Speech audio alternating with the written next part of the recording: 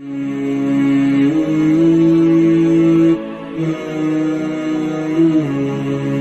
الله الرحمن الرحيم. هل أتاك حديث الغاشية؟ وجوه يومئذ خاشعة عاملة ناصبة تصلى نارا حامية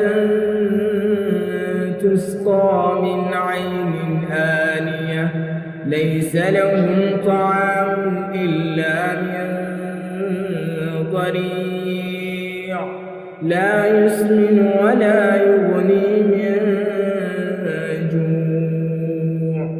وجوه يومئذ ناعمة لسعيها راضية في جنة عالية لا تسمع فيها لاغية فيها عين جارية فيها سرر مرفوعة وأكواب موضوعة ونمارق مسفوفة وزرابي مبثوثة أفلا ينظرون إلى الإبل كيف خلقت وإلى السماء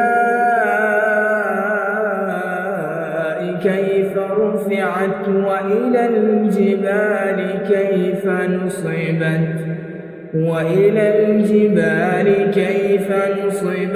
وإلى الأرض كيف سطحت فذكر إنما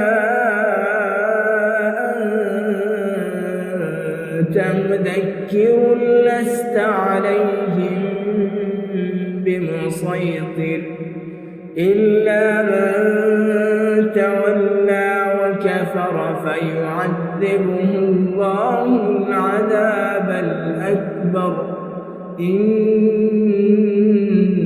إلينا إيابهم ثم إن علينا حسابهم.